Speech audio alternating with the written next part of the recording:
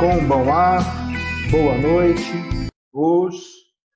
Hoje é segunda. Hoje não é segunda. Hoje é que dia? Hoje é terça. Hoje é terça-feira, 30 de junho de 2020, nosso encontro de número 55. Tá? Eu quero começar o nosso bate-papo de hoje lendo para vocês aqui um pequeno texto de um pensador bastante conhecido chamado Stuart Mill.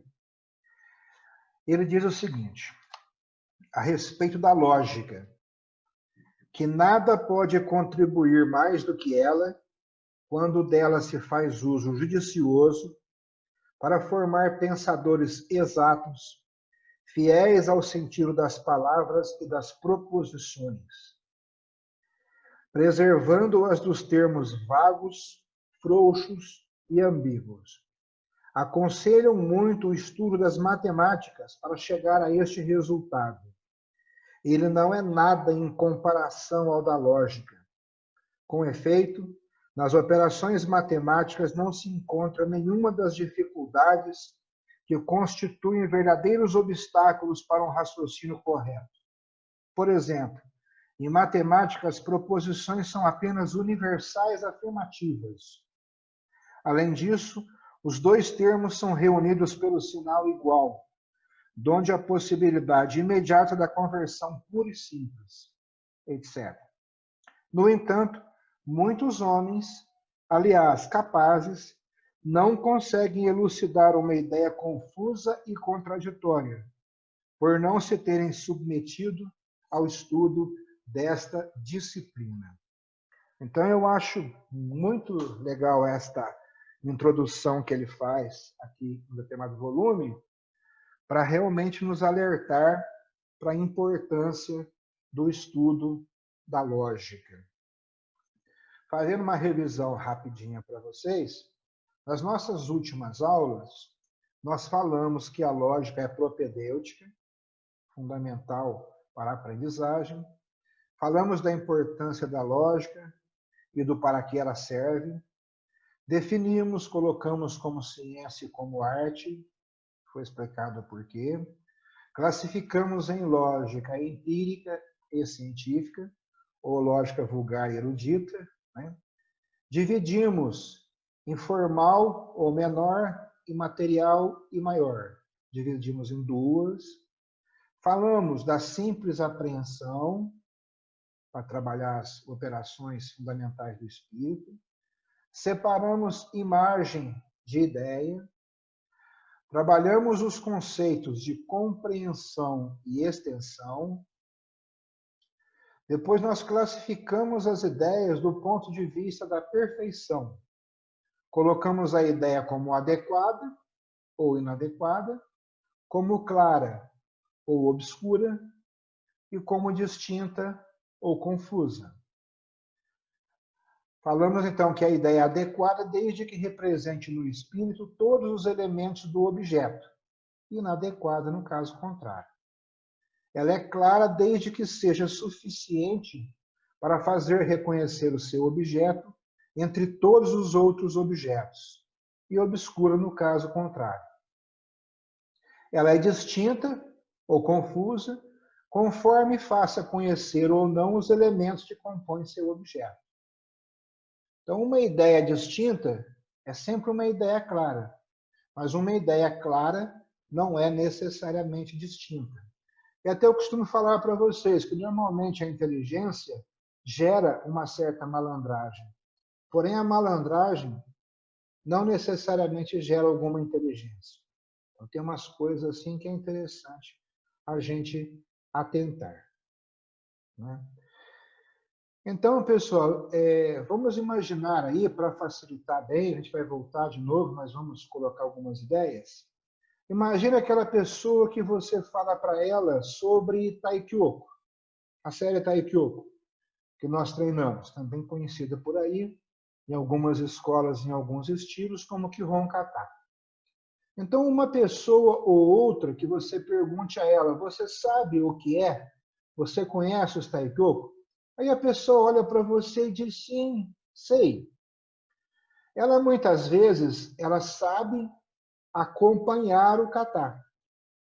E ela sabe que tem alguns Taikyoku, mas se você especificar qual é o Shodan, qual é o Nidan, qual é o Sandan, qual é o Godan, ela não sabe. Então ela fica, é o terceiro, é o quinto, é o segundo. Então, por este palavreado, a gente já percebe em que nível de ideia, né, que nível de clareza, de distinção ou de confusão em que ela está. Agora, se a pessoa diz para você, sim, Taikyoku Shodan é um kata que tem apenas a base Zenkutsudachi, o bloqueio único é o Gedan Barai, só tem um ataque Oizuki sempre Tildan. Ele é feito em Ambuzen, que tem uma forma H ou uma forma I, dependendo de como se olhe. Tem 20 movimentos. O primeiro Kiai surge no 8º movimento.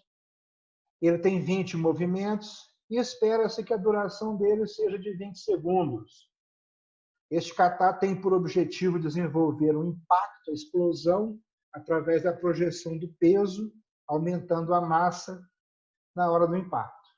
Então, a pessoa vai acelerar o movimento, jogando o peso em cima, e vai conseguir um impacto muito forte, muito possante, muito potente, porque ela projeta o peso em cima e aumenta a massa na hora do impacto. Então, por aí, a gente já percebe a diferença entre essas pessoas que eu coloquei. Né? Um, ele tem uma ideia clara, até pode-se dizer. O outro já tem uma ideia distinta. Então, depois a gente vai voltar a ver isso aqui, porque eu achei essa semana um livro que eu nem sabia que existia, até recente, onde a pessoa faz alguma crítica a essa classificação. Mas a pessoa realmente parece que não parou para pensar em profundidade para ter uma ideia distinta do problema. Talvez tenha uma ideia clara. E tem aquele problema, às vezes você fala com a pessoa, você sabe fazer o Ganka? Sei. Por favor, apresente para mim. E ela começa um sotin kata, por exemplo. Então a gente vê que ela até pensou em algo, mas a ideia dela não foi adequada. Ela achava que tinha uma ideia clara, mas a ideia é inadequada. Isso acontece quando, por exemplo, aqui em casa mesmo, a minha esposa tem umas 4 amigas, umas 2 primas, eu tenho também primas na família, e todas elas, digamos assim, umas 8 pessoas, têm um nome semelhante. Então, começa a falar de uma das pessoas, eu até estou localizado, de repente ela passa a falar de uma outra, sem me avisar, sem sinalizar, e aí eu acabo percebendo que não está adequado, não está batendo, né? Então, aí um exemplo da ideia adequada e inadequada. No caso da ideia distinta, é quando você tem realmente um conhecimento dos detalhes. Com relação a um simples maigiri, a pessoa fala, poxa vida, maigiri é um chute legal.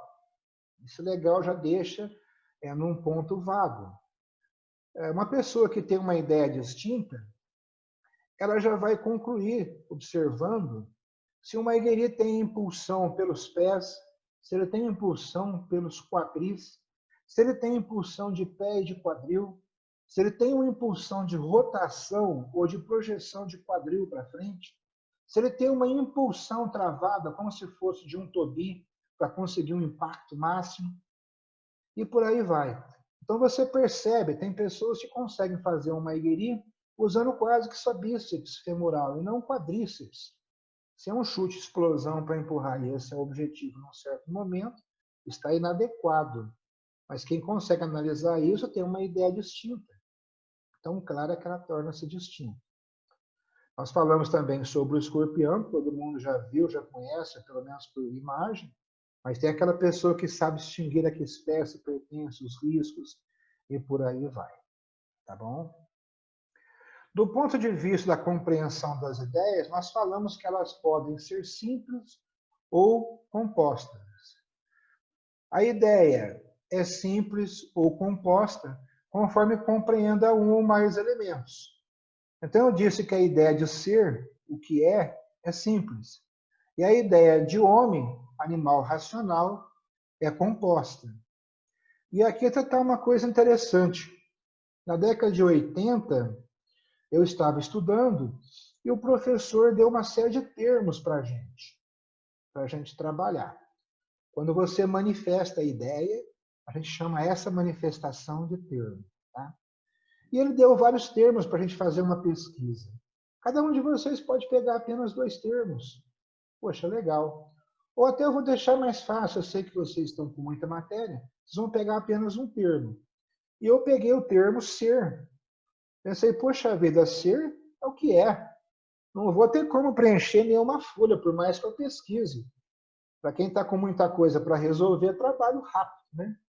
Eu fui na biblioteca, falei isso com a bibliotecária, e foi uma coisa assim muito engraçada. Ela fez uma cara assim sarcástica, né? Aquele sorriso maroto, e falou: "Você quer que pegue os livros para você?" Pensei, os livros, né? Tá, deve ser uma página, 2 livros no máximo. E ela pegou 2 livros. E, sinceramente, eu raras vezes até aquele momento tinha visto volumes tão grandes, mas era um calhamaço, cada um dos volumes. Eu fiquei chocado, né? Então, é o que a gente falou entre compreensão e extensão. Você pega, às vezes, um termo que aparentemente é tão simples, eu falo, gente, não é possível. Né? Possivelmente ninguém deve ter lido aquele livro todo, nenhum dos 2 volumes, porque era algo gigante mesmo. Se algum dia forem na biblioteca de lá, perguntem, são os livros com capa preta de couro. Coisa interessante. Tá? Agora vamos falar do ponto de vista da extensão. Na realidade, já falamos ontem. Nós colocamos os universais, depois os particulares e depois os singulares. A ideia universal é aquela que convém a todos os indivíduos de um gênero ou de uma espécie, né? E citamos o homem, o circo, o animal, a mesa, por aí vai. A ideia particular, a que se aplica de maneira indeterminada a uma parte somente de uma espécie ou de uma classe dadas. Falei que geralmente ela é marcada pelo adjetivo indefinido algum. E a ideia singular se restringe a um único indivíduo, só pode aplicar-se a uma única pessoa. Né? É o Elis, eu falei ontem, né? Esse copo, vazio hoje, e por aí vai. Então, recordando que quando manifestamos a ideia através da palavra falada ou escrita, nós chamamos a isso de termo. Tá? O termo, então, é constituído por uma palavra ou por um grupo de palavras. Tá? E os termos, como a ideia, então, eles são universais, particulares e singulares. Então, imagine o seguinte, como aqui nós só temos homens hoje, eu vou falar de fruta. Se fossem mulheres, quando vocês forem dar aula para mulheres, vocês vão usar um exemplo de flores, que é mais bonito, né? Imagine a seguinte situação. Aos 3 anos de idade, o pai mostra ao filho uma coisa que ele nunca tinha visto antes e que lhe causou um sentimento agradável. Ele diz, lá está uma fruta amarela. Depois de um certo tempo, o seu avô, um dia, lhe indica, lá está uma fruta vermelha. E mais tarde, o seu irmão, sua mãe, seu professor, um vizinho, né? Uma fruta laranja, uma fruta verde, uma fruta marrom. Aos 5 anos de idade, então, a criança faz um procedimento intelectivo em que somou os dados singulares um a um e chegou à conclusão de que as frutas são coloridas. Aí nós temos um termo universal. Só que aos 8 anos, por experiência própria, já dona de uma sabedoria bem maior, esta criança chega a outra conclusão em que decidiu que algumas frutas não são coloridas. Já é um termo particular. Então fica aí a pergunta: será que todo o conhecimento das coisas se processa assim? Será que o intelecto vai do singular ao universal sempre? Não, nem sempre. Na formação, possivelmente sim. No nível em que nós estamos de estudo, nós já podemos inverter um pouquinho isso. Tá?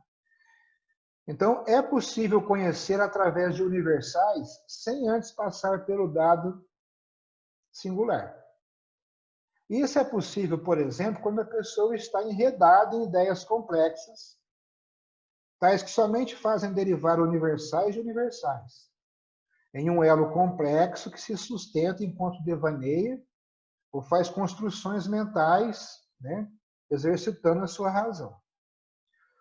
Outro modo de acontecer isso é quando aprendemos no dia a dia através de ideias complexas, nos estudos, no trabalho, etc. Então, aqui, por exemplo, a gente vai discutir uma série de ideias complexas que talvez vocês não tenham feito aquele trabalho de ir do singular para o particular e para o universal. Então, o objetivo nosso aqui é isso. Eu tentei com vocês a montagem de uns planos de aula, de manejo de armas, coisas assim, a nível de criação, talvez vocês se lembrem. Aquilo ali é justamente para dar a vocês a possibilidade de abstrair, no mínimo, no segundo nível de abstração. Normalmente divide-se em três: primeiro grau de abstração, segundo grau de abstração e terceiro grau. Lá para frente a gente vai falar sobre isso, né?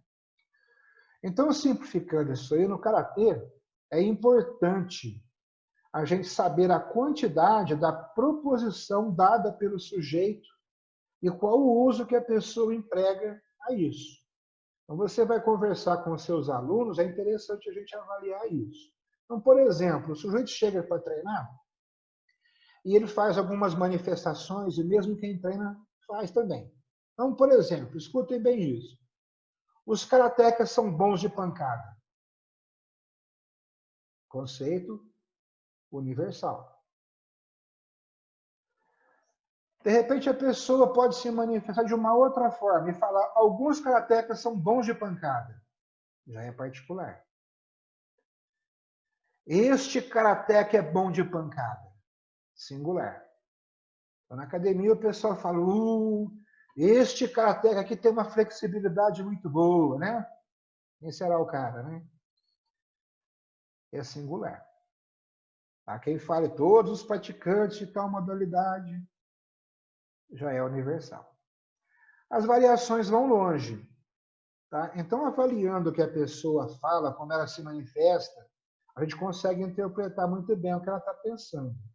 Em alguns casos, nós vamos ter que nos apoiar também a linguagem corporal, porque vai acontecer uma coisa engraçada. Há quem usa o termo universal quando quer incluir todas as pessoas. Mas há também quem o use porque, por alguma razão, preferiu dizer isso a dizer que esta pessoa ao lado é que é boa e não todas as pessoas.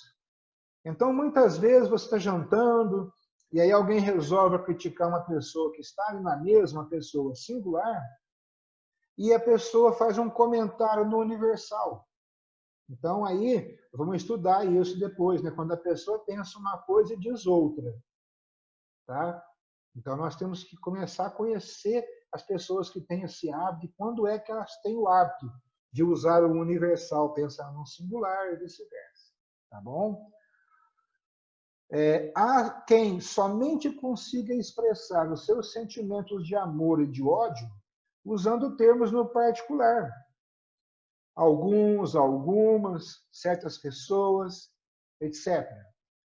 Vocês, por exemplo, que são casados, possivelmente já ouviram em algum momento alguém da família comentar com outra pessoa, né?